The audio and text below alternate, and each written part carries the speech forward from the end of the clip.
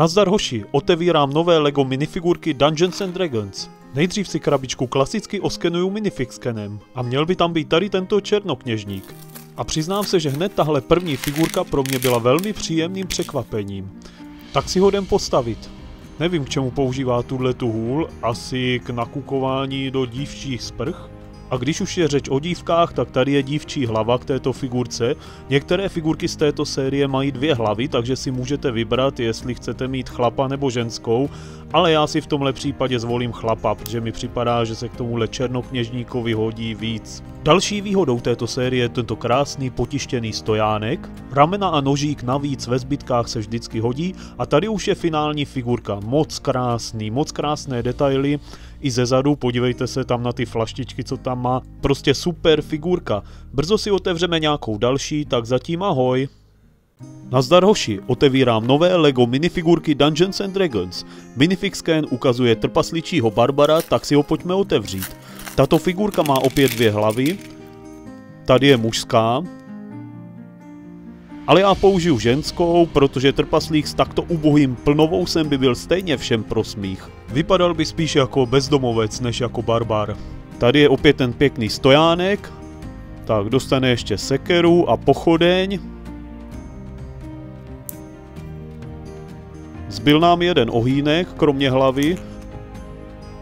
A tady už je figurka hotová. Líbí se mi na ní detailní torzo s potiskem paží a s tím rohem vzadu a sekerovým náhrdelníkem vepředu, ale jinak ji považuji spíš za slabší figurku z téhle série. Tak na viděnou u otvírání další, snad lepší figurky. Nazdar hoši, otevírám nové LEGO minifigurky Dungeons and Dragons. A tentokrát to bude Královna čarodějnic. Pojďme si ji otevřít. Hnedka můžu říct, že je to krásná detailní figurka, která mě příjemně překvapila a přestože v reálu čarodějnicím příliš nefandím, tak se mi velice líbí. Tady opět ten Dungeons and Dragons stojánek, tady jsou varianty obličeje, hlavu má tentokrát jenom jednu.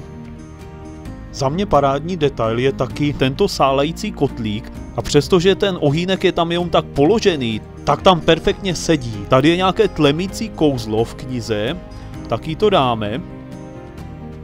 Zbyl nám jeden ohýnek a tady už je hotová čarodějnice. Podívejte se na ty krásné detaily nohou a torza. Perfektní figurka, moc se mi líbí. Jestli se vám taky líbí, tak mi zanechte like a odběr a těšte se na další super figurky. Našli jsme čarodějnici. Můžeme ji upálit? Jasná zpráva. Nazdar hoši, otevírám nové LEGO minifigurky Dungeons and Dragons a tentokrát je to podle minifixscanu tady tento ptakočlověk. Tak si ho pojďme otevřít.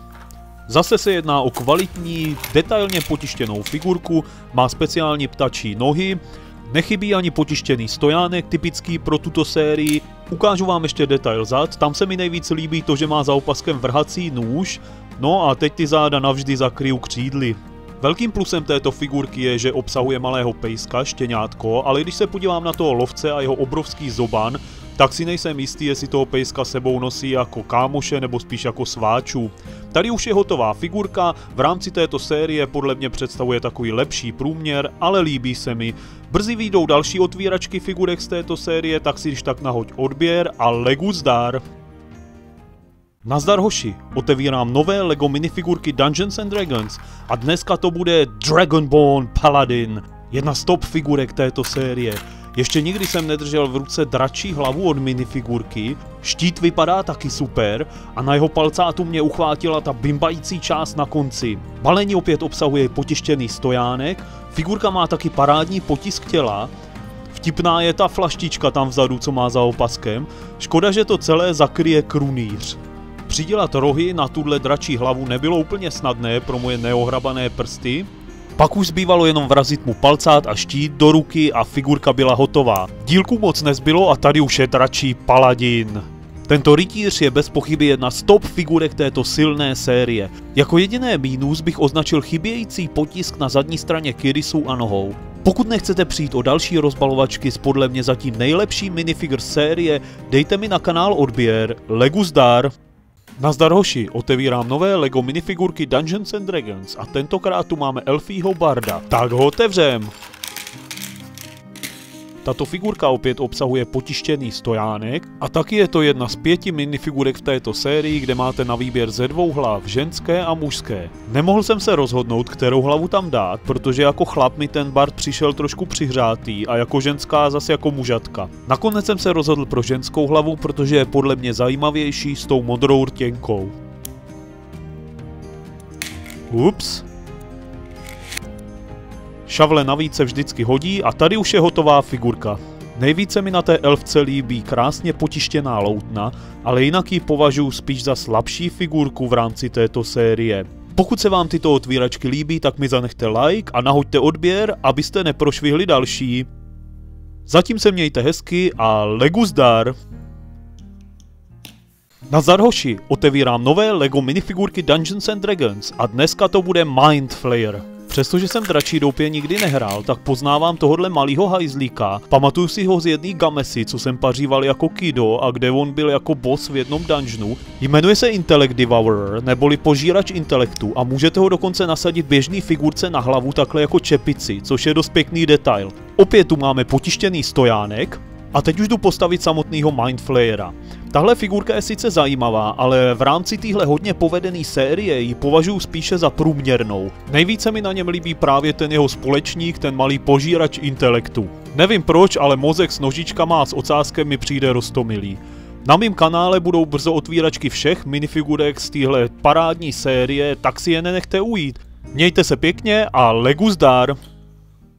Nazdar hoši, otevírám nové LEGO minifigurky Dungeons and Dragons a tentokrát je to Stratfon Zarovič neboli upír. Potištěný stojánek znázorňuje podlahu na jeho temném hradu. Podívejte se na detailní potisk této figurky. Dokonce má vzadu vytištěný plášť, který ale bude stejně zakryt látkovým. Samozřejmě upřednostním vzteklý výraz tváře. Teď dostane ještě meč, vlasy a pohár, ze kterého bude chlastat tvoji krev. Jako společníka má tuhle krvelačnou, lidožravou mor přenášející krysu.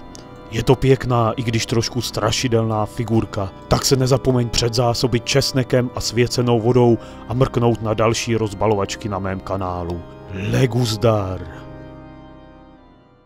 Nazdar hoši, otevírám nové LEGO minifigurky Dungeons and Dragons a dneska to bude Šastám, neboli česky ohnivý kostlivec. Pojďme ho otevřít. Figurka je celá laděná do červena, má látkový plášť a límeček, což není úplně lehké nasadit. Hlavu má jenom jednu a taky pouze jeden zasmušilý výraz, ten vypadá takto. A detail potisku na zadní straně hlavy vypadá takto.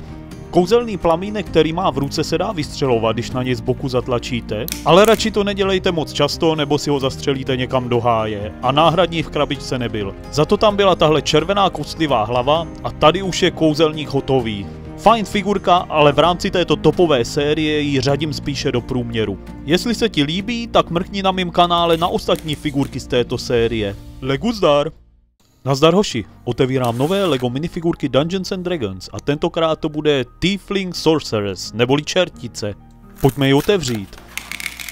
Figurka má opět na výběr mužskou a ženskou hlavu, ale jelikož se jedná o takovouhle čertovinu, tak zákonitě musím vybrat ženskou a navíc ještě tuhle naštvanou. Kombinace fialové a oranžové barvy sluší této čertici velmi pěkně, ale jejím největším plusem je tento červený drak. Opravdu krásný doplněk, který posunuje tu figurku ještě o úroveň výš.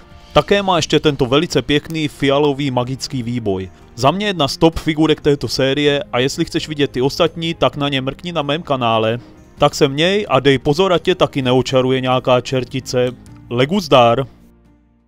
Nazdar hoši, otevírám nové LEGO minifigurky Dungeons and Dragons a dneska to bude Lady of Pain, neboli v českém překladu typická tchýně. Tak pojďme na ní. Figurka opět obsahuje dlažbou potištěný stojánek typický pro tuto sérii. Poté co jsem sestavil tělo, tak jsem se pokusil na něj narvat hlavu, ale pak jsem zjistil, že to je jenom takováhle maska. A ta se nandává na tuhle čistě černou hlavu nepotištěnou. No a teďka už to tam jde, no tak to mě teda pěkně doběhli. Dám tam tenhle ten dílek, který představuje levitaci. Teďka se stavím ještě tady to kouzlo, nebo runu, nebo co to má představovat. No a v téhle chvíli mě to trklo. Figurce chybí plášť, který měla mít. No tak to je ale obrovský problém tohleto. Co budu dělat, co si počnu? Pokud vás zajímá, jestli vůbec a jak jsem vyřešil tento problém, tak sledujte příští short. Tak tomuhle se říká Lega nezdar. Nazdar hoši, minule jsem otevíral figurku Lady of Pain z nové sběratelské série LEGO minifigurek Dungeons and Dragons a zjistil jsem, že mi u ní chybí plášť. Tento problém má ale řešení. Jdete na oficiální stránku LEGA, tam kliknete na pomoc, náhradní dílky, chybějící dílky, zadáte číslo setu, no a v případě, že v nabízeném seznamu nenajdete požadovaný dílek, tak jako já, tak kliknete na pošlete nám e-mail a tam popíšete, co vám chybí. No a potom, co jsem tam vyplnil svoje iniciále, adresu a tak mi po týdnu a něco přišel balíček od LEGA, kde byl můj ztracený plášť. Teď ještě přidělám pláštík na figurku a tady už je Lady of Pain v celé své kráse. Jedná se o opravdu působivou figurku a ještě víc na mě zapůsobila skvělá zákaznická podpora u LEGA. Na mém kanálu můžete taky mrknout na rozbalovačky ostatních figurek z téhle série a mně nezbývá než na závěr říct LEGu dík. Nazdar hoši, otevírám nové LEGO minifigurky Dungeons and Dragons a dneska to bude Halfling Druid neboli hobití druid. Pojďme ho otevřít. Dlažba na stojánku mi k tomuto milovníkovi přírody moc nesedí a figurka má dvě hlavy, mužskou a ženskou. Já si vyberu mužskou, protože má pejzy. Figurka má také moc pěkné propriety, což je tato rozkvetlá magická hůl a tento ptáček, což bude asi vrabec. A teď k samotnému hobitovi. Potisk torza je naprosto parádní, a to i na zádech, která budou zakrytá pláštěm. Moc se mi líbí jeho kápě, co má na hlavě, s parohy, nejspíš dančími. Teď mu dám ještě do ruky jeho propriety a figurka je hotová. Tento hobit je moje nejoblíbenější figurka z této série a taky je to figurka, kterou jsem sehnal jako poslední a dalo mi to nejvíc práce ji sehnat. Na mém kanále najdete i otvíračky všech ostatních figurek z této série, tak na ně mrkněte a jestli se vám líbí, tak mi můžete dát like a odběr. LEGu zdar!